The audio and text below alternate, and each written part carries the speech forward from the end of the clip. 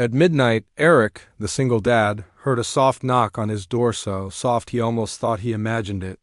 The house had been quiet for hours, the kind of deep silence that settles after a long day of work. Homework, dishes, and getting his daughter, Lily, finally tucked into bed. The only sounds were the ticking of the wall clock and the faint hum of the heater pushing warm air into the cold December night. But then the knock came again, gentle, hesitant, almost afraid of being heard. Eric's eyebrows tightened. He wasn't expecting anyone, especially not at this hour. For a split second, he wondered if Lily had gotten up and wandered toward the door, but she was a heavy sleeper. Once she was out, she stayed out. He stood, the floor creaking under his tired feet, and moved toward the front door. Something about the knock made his chest tighten. It wasn't the rude pounding of a stranger or a neighbor dealing with some late-night emergency. It was softer, more vulnerable. When he opened the door, the hallway light flickered, casting a shaky glow across the narrow corridor. And there she was, Maya, his neighbor from across the hall. She stood in an oversized sweater, her hair pulled into a messy knot like she had been twisting it over and over. Her eyes were red and swollen, the glossy sheen of fresh tears clinging to her lashes. Her hands trembled at her sides. She looked nothing like the bright, confident woman who usually smiled politely whenever they crossed paths on their way to work or the grocery store. Tonight she looked shattered. "Please, don't leave me alone tonight," she whispered, her voice barely more than breath. For a moment Eric couldn't speak. He felt the air leave his chest in one hard exhale. Not out of annoyance, never that, but out of sheer concern. Something was wrong, deeply wrong. "Maya?" he said softly, unsure if touching her arm would comfort her or make her flinch. "What happened? Are you okay?" She shook her head, biting her lip as tears threatened again. She didn't step forward, but she didn't step back either. She just stood there, like someone caught in a storm who had only now found shelter. "Can I come in?" she asked, her voice unsteady, almost childlike in its fear. "Of course." He stepped aside immediately. "Come inside. You're safe here." She slipped past him quietly, almost like she was afraid to make noise. Eric closed the door gently behind her, glancing down the hallway to make sure no one else was out there. Everything was empty, still, too still. Inside, the warm lamp in the living room cast a soft glow over the small Space Lily-esque crayons scattered on the coffee table, a blanket draped over the couch, a mug still sitting in the kitchen sink. It was a lived-in, slightly messy home, but it felt warm compared to the cold fear radiating off Maya. Eric kept his voice low so he wouldn't wake his daughter. "Do you want water?" "Tea?" he offered. She shook her head again. I needed somewhere to go, somewhere I felt safe." He nodded slowly. "You did the right thing coming here." She wiped at her eyes, trying to pull herself together, but her breath kept catching like she couldn't quite get air into her lungs. Eric recognized that look. It was the look of someone holding themselves together by sheer force. "Sit," he said gently. She sat on the edge of the couch, her hands clasped tightly in her lap. Eric sat across from her, not too close, giving her space but making sure she knew he was there. For a moment neither of them spoke. The silence wasn't awkward, it was heavy with all the things she couldn't yet say. Finally Maya inhaled shakily. "I heard him again," she whispered. Eric's stomach dropped, though she hadn't explained anything yet. He remembered small things he'd noticed in passing, the way she sometimes hesitated before unlocking her own door, the times she looked tired or distracted, the way she jumped at loud noises in the hallway. Things he thought were just stress or long work hours, but now he wasn't so sure. "Him?" Eric asked carefully. "Who do you mean?" She didn't look at him. Her eyes stayed fixed on her hands. "My ex, the one I told the building manager about. The one I moved here to get away from." Eric felt a cold anger tighten inside his chest, his protective instinct kicking in instantly. "He called you?" Eric asked. She shook her head. "No, worse, I heard him outside my door, just whispering my name. Like he was testing if I was awake? Like he wanted to see if he could scare me." Eric clenched his jaw. His hand curled around the armrest of the chair without him realizing it. "Did you call the police?" he asked gently. "I tried before," she whispered. "They never find him. He disappears before they arrive." They think I'm overreacting or imagining things. They say I'm safe here, she gave a broken laugh. But I don't feel safe. Not tonight, her voice cracked at the end, and she took a shaky breath. I didn't know where else to go, she said, lifting her eyes to meet his. You're the only person in this building who's ever been kind. You always help me with my groceries or hold the elevator or ask if I'm doing okay. I know it's nothing to you, but to me, it matters. Eric swallowed hard. He hadn't realized his small gestures had meant so much. Maya, he said softly, you're not alone tonight. I promise. No one is going to hurt you while you're here. Her shoulders fell, as if finally letting go of the weight she'd been carrying all night. He stood and retrieved a spare blanket from the closet. She wrapped it around herself, hugging it close. The color started to return to her face, her breathing slowly settling. Thank you, she whispered. I didn't want to be a burden. I just didn't want to be alone in that hallway. Not after hearing him, Eric shook his head. You're not a burden. You're a neighbor. You're a person who deserves safety. And I'm not letting anything happen to you. She gave him the smallest, most grateful smile, fragile but real. He sat beside her on the couch, keeping a respectful distance but close enough for her to feel comforted. For a while they didn't speak. She leaned her head back, closing her eyes, letting the warmth of the room and the security of someone being nearby ease the fear she brought with her. Eric watched her silently for a moment, watched the way her hands stopped shaking, the way her breathing steadied, the way exhaustion slowly took over now that she wasn't terrified anymore. He reached over slowly. Hey, he said softly. She opened her eyes. You're safe, he repeated. And this time she believed him. He guided her inside, careful not to wake his sleeping daughter. The apartment was dim, lit only by the warm glow from a small lamp near the couch. Eric moved quietly, one hand gently motioning Maya forward, the other closing the door behind them with barely a sound. He had become an expert at doing everything silently. Years of parenting had trained him to move like a shadow once his daughter was asleep. Maya stepped in slowly, her arms wrapped around herself as though she were trying to hold all her broken pieces together. Her breaths came out shallow and uneven, like she was afraid each one might turn into a sob she couldn't control. I didn't know where else to go, she whispered, her voice breaking halfway through the sentence. Eric's heart tightened. He didn't know exactly what had happened yet, but he didn't need details to feel the fear radiating off her. It clung to her like a second skin. It's okay, he said softly. You're here now. You're safe. He had used those same words years ago, long before Maya ever moved into the building back, when his own daughter cried at night after losing her mother. He remembered sitting on the floor beside her tiny bed, whispering the same promise again and again, even when he wasn't sure he could keep it, even when he felt like he himself was breaking apart. But now, saying them to Maya felt different. He meant them just as strongly. She sat down carefully on the edge of the couch, her fingers twisting into the fabric of the blanket draped across it. Her eyes darted toward the hallway where Lily's room was, then back to her lap, as if she felt guilty for intruding into their little world. I'm sorry, she whispered. I didn't want to show up here like this. I didn't want to bother you. You're not bothering me, Eric said immediately. Not even close, she exhaled shakily, but the relief was faint, like she was still ashamed of needing help at all. Eric pulled up a chair across from her, giving her space but staying close enough so she wouldn't feel abandoned. He knew that feeling too well, needing someone but not knowing how to ask. Do you want to tell me what happened? He asked gently. Only if you're ready. She swallowed hard, her throat bobbing as tears collected again in her eyes. The apartment was quiet, save for the steady hum of the heater and the muffled nighttime sounds of the city outside. Maya wiped her cheek with the back of her hand, trying and failing to steady herself. I kept hearing footsteps outside my apartment, she finally said. Slow ones, back and forth, like someone pacing. I tried to ignore it at first, but then someone tapped on my door. Just once. Quiet, like they wanted me to know they were there. Eric leaned forward, his jaw tightening. The image alone sent a chill through him. She took another shaky breath. I thought maybe it was a neighbor or maybe the pipes, I don't know.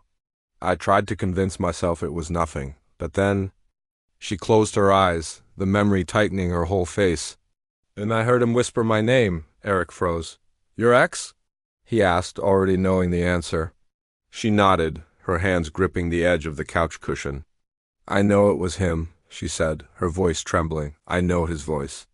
I lived with it for years, heard it, angry, calm, manipulative, everything. I'd know it anywhere. She let out a faint, broken sound. I just froze. I didn't open the door, I didn't even move. I stood there like a statue, afraid he'd hear me breathing. Eric's chest burned with anger he tried to keep contained. Not at her, never at her, but at the man who had made her this afraid. And then he knocked again, she whispered. Just one soft, slow knock. Like he was letting me know he had time. Like he could wait? Her voice cracked and a tear slid down her cheek. I called a friend, she said, but she lives 2 hours away. I called my sister, but she didn't pick up. I didn't want to go outside because if he was still in the hallway, she shook her head. I felt trapped. Completely trapped. Eric inhaled slowly, fighting the surge of protective rage running through his veins. He had never been the type of person to go looking for trouble. He avoided fights, avoided confrontation. But in this moment, the idea of someone terrorizing Maya made something primal inside him stir. So I ran here, she said. I didn't even think. I just opened my door and ran across the hall. I kept telling myself you'd be awake, that you'd hear me. I didn't know what else to do. Eric watched her, his heart aching at how small she looked curled in on herself, fragile, exhausted. You don't ever have to apologize for coming here, he said quietly. You did the right thing. She pressed her lips together, breathing shakily. I feel stupid, she whispered, like I'm overreacting. Maybe I imagined it, maybe you didn't imagine it, Eric said firmly. I believe you.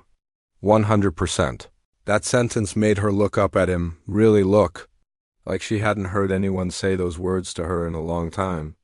I'm not going to let you deal with this alone, Eric added, his voice steady. Not tonight. Not ever again if you don't want to. Her eyes softened, filling with gratitude so deep it almost hurt to see. Lily stirred faintly in her room. The soft sound made Maya freeze. Your daughter, she whispered urgently. I shouldn't be here. What if I scare her? What if she wakes up and— Maya, Eric said, shaking his head with a gentle smile. Lily sleeps like a rock. And even if she woke up, she would only see someone I'm trying to help. She has a big heart. She'd probably bring you her stuffed bunny and tell you everything is going to be okay. For the first time, a tiny, shaky smile appeared on Maya's lips, so small it could have been missed, but it was there. Eric reached for the blanket beside her and unfolded it. You're cold, he said softly. Here, she hesitated, then accepted it, pulling it around her shoulders. The warmth hit her almost immediately as she sank deeper into the couch, her breathing slowly steadying. Her eyes no longer darting around the room like she was waiting for danger to burst in. Eric stayed seated across from her, keeping watch not just over his daughter, but over her. Over a woman who had shown up at his door feeling hunted, terrified, alone, and who now, little by little, was beginning to feel safe again. Thank you, she whispered, her voice no longer breaking, just soft. You're okay now, Eric said, matching her softness. You're not alone tonight. And for the first time in a long while, she believed it. Eric sat beside her on the couch, reassuring her she wasn't facing the night alone anymore. He took his seat slowly, careful not to crowd her, but close enough that she could feel the quiet strength of his presence. The couch dipped gently beneath his weight, and Maya instinctively wrapped the blanket tighter around herself, as though building a barrier made of warmth instead of fear. Her breaths were still shaky, but each one was a little steadier than the last. The silence between them wasn't uncomfortable, it felt necessary. Like her mind needed time to stop spinning, like her heart needed room to slow back down from its terrified sprint. The soft glow from the lamp brushed over her face, revealing details he hadn't noticed earlier, the faint redness around her eyes. The way her eyelashes were clumped together from tears that had dried unevenly, the tense line of her shoulders that refused to relax even as exhaustion tugged at them. Maya, he said quietly, keeping his voice low enough not to wake Lily. You're safe here, really. She didn't answer at first. Her eyes stared ahead, focused on nothing. He recognized that look. It was the same one he'd seen on his own face in the mirror after long nights standing by Lily's crib during the worst moments of grief. The look of someone present physically, but mentally somewhere much darker. After a long moment, she turned her head just slightly, enough to see him in her peripheral vision. I know, she whispered. I'm trying to believe it. He nodded gently. It's okay if it takes time.